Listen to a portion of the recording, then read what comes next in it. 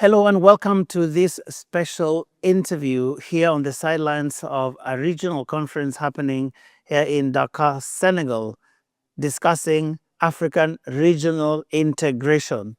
And all of this based on the whole question of pan-Africanism. And what better person to have to discuss this subject than Samia Nkurumah? She is the daughter of the great pan-Africanist, the first president of Ghana, that country that became independent in 1957. Kwame Nkrumah, or Osagie for Kwame Nkrumah, as he was better known. And we're going to be finding out from her, the daughter, about who this man really was from that perspective. But thank you very much, Madam Samia, for joining us for this interview. This is a very special conversation, I think, for you. Because it's talking about Pan-Africanism, and you are someone who has grown up in a family where Pan-Africanism must have been a byword. What is your reflection on the state of Africa today, particularly from that perspective of what Kwame Nkrumah dreamt of those 60 or so years ago?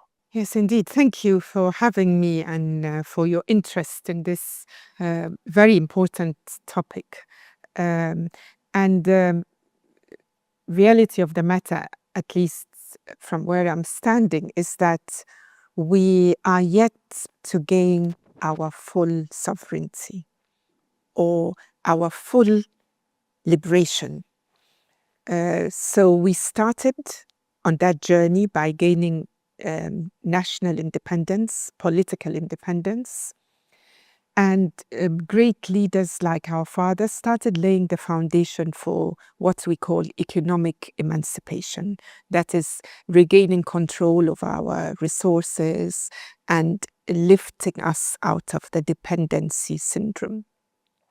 But of course, that project was interrupted with his exit and his not just his, the elimination of people like him, strong nationalists, Pan-Africanists leaders who had the ability, the intellect, and the organizational skill to make that a reality. So I see the African Unity Project as a decolonization tool. It's one of the steps we must take to be completely decolonized. This is why conferences like this are very, very important, because they remind us of why we are talking about African unity. And as you said, I cannot run away from what I represent.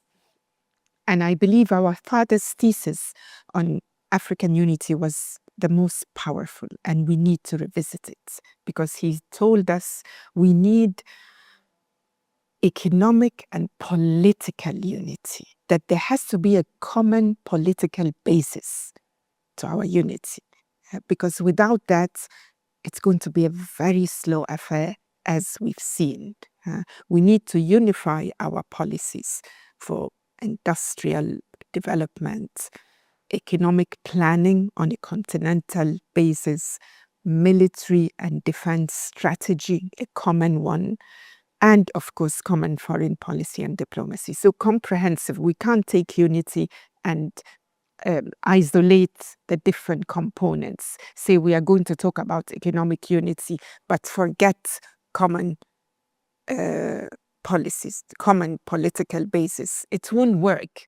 Now, thinking about this true emancipation that Kwame Nkrumah talked about, he actually saw the flag independence or political independence as we saw it in 1960s and 1957 for the case of Ghana. What was this thesis that he had about flag independence being just the beginning of a much wider journey of emancipation for Africa? Yeah, it was a very, very important first step. Gaining independence from the colonial powers. Without it, we couldn't begin to talk about African unity. So we needed to start from there. But as you rightly said, it wasn't an end in itself. It was a means to start restructuring our economies. Because why do we want our independence? Yes, for our dignity, but also to improve the standard of living of our people. Because the old system of colonialism did not work in our favor, was not in our interests. So how do we reach a stage where we are taking charge? And our father famously said on the eve of our independence, we will show the world that the Black man and woman, of course, can manage their own affairs. So we are taking charge. So it was necessary to start with it. But as you also rightly said, it was just the first step. If we become complacent and think, oh, we've arrived, we have our flag, national anthem, then, of course, we would be misleading ourselves, because colonialism didn't leave us. There was still economic domination, marginalization. And that is what African unity, coming together, would address. Because separately, as small individual states with economies that are not viable, that cannot stand up to the big blocs in the world, means if we maintain that division that was imposed on us, small economies unviable economically as states, then we will not be able to gain that economic advancement and prosperity for our people. How was it growing up as Nkrumah, and how has that shaped your life? Oh dear, yeah. I mean, this is a big question, because I'm just humbled, and I feel so privileged to be associated with him in any way. But as I said in the past, for me, Kwame Nkrumah is not my dad only, but he's my leader. He's an African prophet. He came, he saw, and he left us a vision in many of his writings. So I see him as a leader, even more than as a biological father. And I'm just so humbled to be associated with him. And at the same time, it gives me a sense of responsibility that I need to make a small contribution to promoting his legacy. And that's why I'm here. Now, many people may not have a very good sense of who Kwame Nkrumah was as a person, away from all the public profiles that we have read or been taught in classes of history.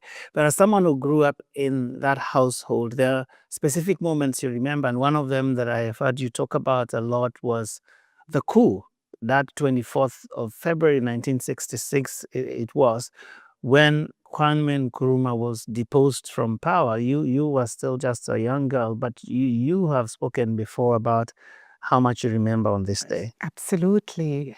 And that is the thing with any revolution or great upheaval, however positive it is, of course the leaders pay, the main players pay a price, because you have to give it everything. That's what I've seen and learned from our father's experience. That was his life. He gave it everything. So automatically, in a sense, even your family comes second. You see, these are years of sacrifice. Leaders had to sacrifice to bring about liberation. So yes, indeed, it is precisely because of the tribulations and trials and challenges that our family went through that I became very interested in trying to understand what was our father trying to do, to the extent that it consumed his whole life. The day of the coup was one of those, moments of awakening, because we were uprooted from our base, our home, which was Ghana. And at the end of the day, thanks to the intervention of the Egyptians, it was a military coup, of course, led by a clique of officers and police, who incidentally mostly were educated in the UK, Sandhurst College. So that shaped their ideology, which is something important for us to remember. Anyway, so we were living in the presidential residence at the time. Our father was not in Ghana, which was a very good thing. He was ironically on a peace mission to broker a peace between Hanoi and Washington. So we wake up at dawn, the small hours of the morning of the 24th of February 1966, and we wake up at the sound of gunshots, which I later learned was a battle between the coup soldiers and the presidential guard. And of course, we are small children. We wake up crying, terrified. We rushing to our mother's room. The three of us, we are three from our mother and father, rushed to her room, our mother's room, and then we see her on the phone speaking in Arabic, a language we did not understand then. And apparently she was talking to the Egyptian chargé d'affaires to ask him to send a message to Cairo. She's an Egyptian and she needs to, with her children, leave the country safely. Then she asked us to pray, which we did. And she said, okay, if anything happens to you, if they fire at you, rather, she said her words, I remember them very well. Now, if they fire at you, because we are hearing gunshots, if they fire at you, nothing is going to happen to you. Now we've prayed for God's protection. Nothing will happen to you. Of course, coming from your mother, that means a lot. But she was a typical African woman. Our father would say Africans are spiritual beings, and we are. It is true. Anyway, after that, we were ordered to leave the house with nothing but the clothes on our backs, which we did. We were wrapped up in white blankets and taken into a car, and basically the whole day was spent moving from one place to another. They were not sure what to do with us, but they did not harm us. And we ended up in the police headquarters in Ghana and Accra, where the Egyptians, the diplomats, the chargé d'affaires, came to take us to the airport to wait to be transported to Egypt on an empty Egypt flight. We were the only passengers, and it took us safely to Cairo. When we arrived there, in the middle of the night, our father had reached China by then, and he called us to reassure us.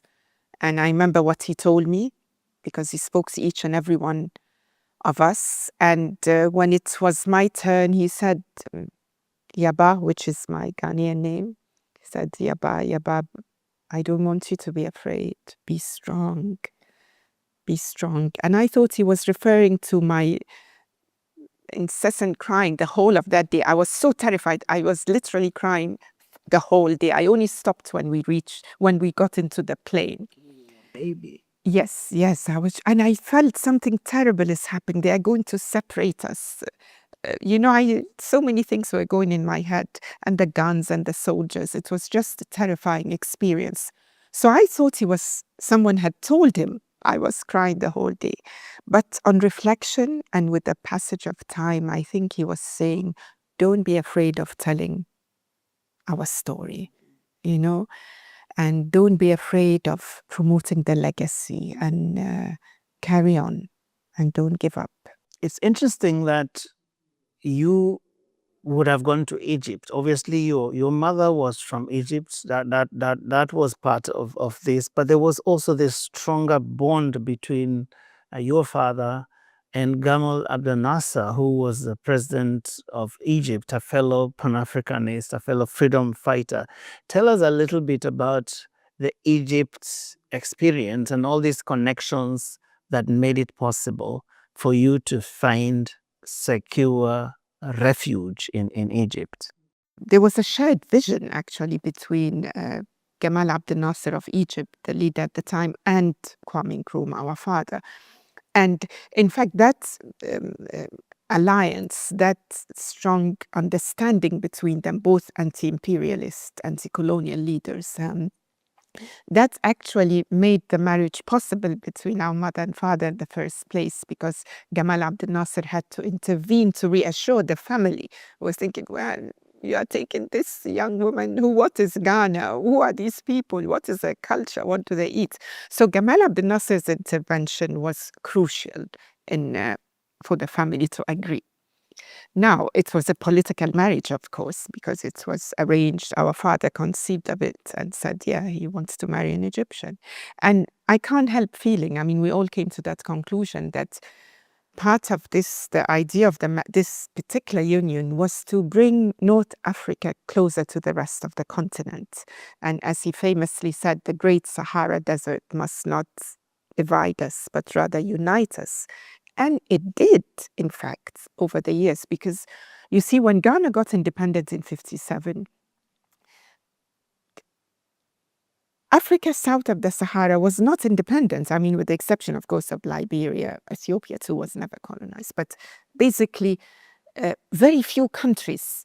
It's North Africa, countries like Egypt, Morocco, Algeria. In fact, we helped Algeria, and Algeria in turn, just like Egypt and other North African countries, helped many liberation movements in every way, logistics, training camps, just like Ghana.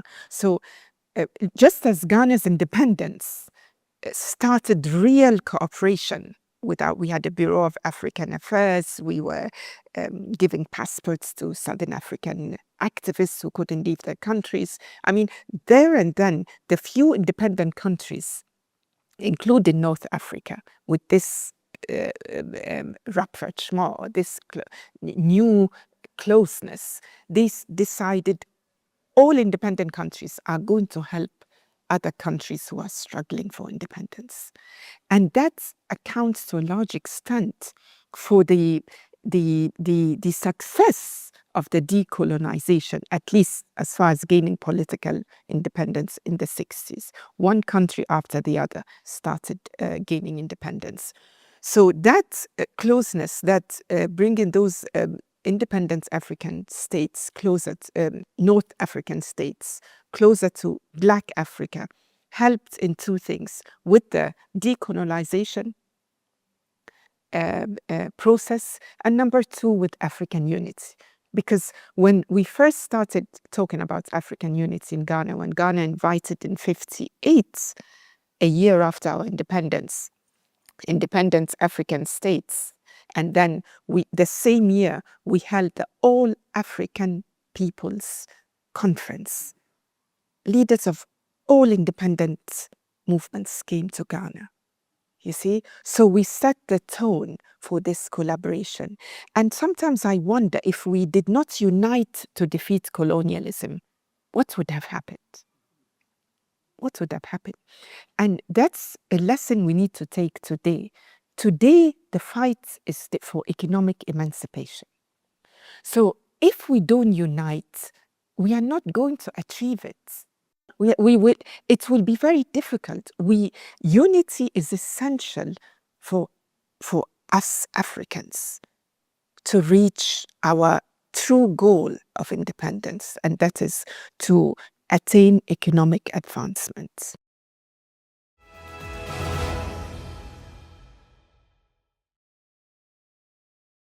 I suppose that growing up in a family like that would have exposed you to many other Pan-Africanists, whether they were on the continent or they were in diaspora. Maybe you could let us in on some of the names, some of the conversations that you had in the Nkurumah household as you grew up. We were exposed at an early age, of course, and we saw some of these leaders. We even saw Sheikh Anyas, Ibrahim Anyas, who was close to our father.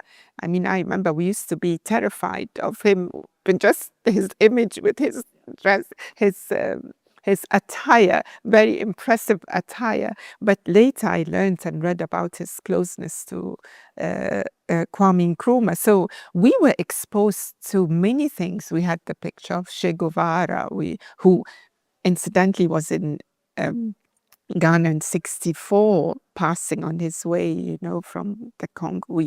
Our father met him. So yes, you can't have a father like Kwame Nkrumah doing this, all important Pan-African work without being exposed to so many leaders and so many stories. Now, another thing that I think one reflects on 60 years or so after Nkurumah is the fact that he was deposed through a military coup that was in very controversial circumstances at the time. Fingers were pointed at the West. We had seen that happen, for example, with Patrice Lumumba. He was actually killed. 60 years later, we still see coups in Africa. One, of course, has to admit that the circumstances tend to be different from case to case. But isn't it something to talk about that this many years later, circumstances still present themselves in countries that either make it necessary for coups to take place or in some way leads to this overthrow of government that we have seen in some countries, even more recently here in West Africa? Absolutely. And you see, something has to be said here in that not all coups are the same. For example, the coup that toppled our father was now by universal acknowledgement, CIA backed and funded. Yeah. So that is clear. But it happens that some coups are actually progressive. Of course, there's always a hope that eventually the voice of the people would be heard and things would return to some kind of stability and democracy, even though the way we practice democracy is problematic. But that's maybe a different topic. But suffice it to say on that topic that we are practicing democracy in a way that is too partisan, too divisive in many of our countries, and too monetized. So there is something wrong with it. So sometimes democracy doesn't produce the best leaders, but it produces, leaders who can spend a lot during elections. And sometimes you wish that money that goes in electioneering could be spent on building industries, which we badly need to wean us off dependency from the north of the world. But back to your point, yes, these coups are a symptom of people not being happy with the situation. It's symbol of economic underdevelopment and dissatisfaction with the system that's not delivering to African citizens. You see, so they give us a lot of food for thought. Of course, it means things are not right with us, but we know that. Everybody knows that. In our countries, we know we are importing too much and we are not productive enough. But that's partly because we are fragmented. We have to do something about our socioeconomic conditions, you see? Because as long as most people are in distress, most people are struggling, there will always be instability, So I think we need to focus on socioeconomic development. And one thing that will help us greatly, and I keep on returning to it, is if we integrate our economies. But to do that, we need to integrate our policies and have a common political basis, as our father advised us. Now, if Africa had followed what Kwame Nkrumah dreamt of, if Africa had lived up to that dream that he had, what do you think would be the state of Africa today? We would be an African nation, 1.34 billion plus the diaspora, because he never left the global African family. Many were even in Ghana. George Padmore, the Trinidadian lawyer, was his advisor on African affairs. You can see he dedicated Africa Must Unite to George Padmore, my advisor on African affairs. So the diaspora has to come in. So you're talking about over 1.5 million Africans, an African nation that could very well have become, or on the way to becoming, a superpower. This is how our father saw us. An economic power, a superpower, not to exploit or colonize others, but to become a great force for peace and security in the world.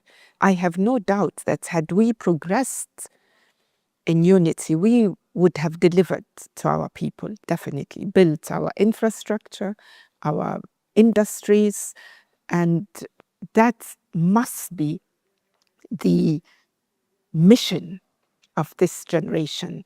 This is why some of us are urging us to revisit the ideas and the thoughts and the writings and the speeches and the policies of people like Kwame Nkrumah, because that is where our salvation today lies. Young people must be reintroduced and absorb these ideas.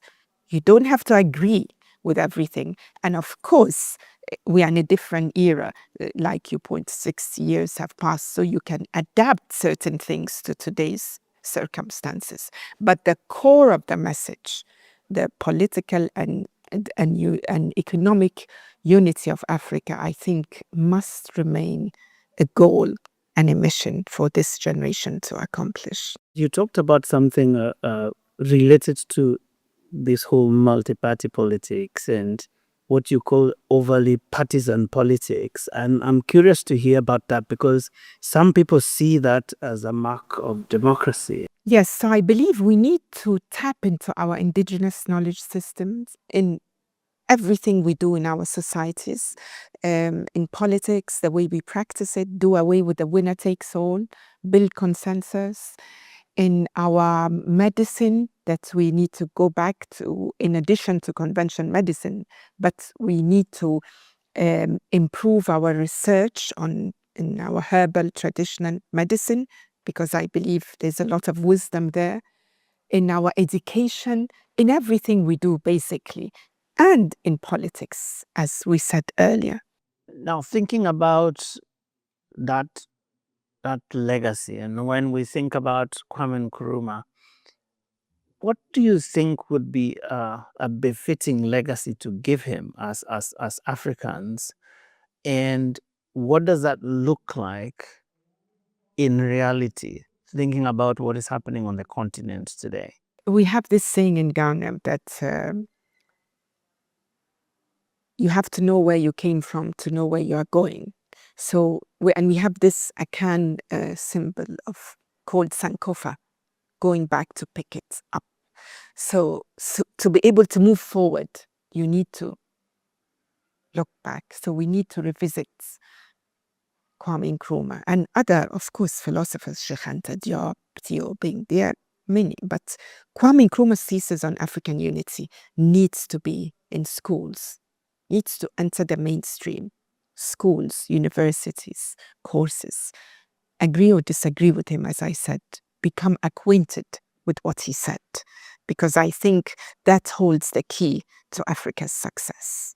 How would you like Africa to remember your father, the great pan-Africanist whose legacy continues to reverberate not just across the African continent and global Africa, the African diaspora, but across the entire world? How would you want us to remember Osagyefo Kwame Nkrumah?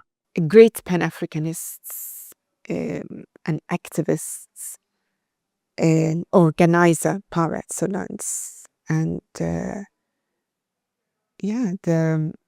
just someone we need to study. We need to study Nkrumah. Thank you so much.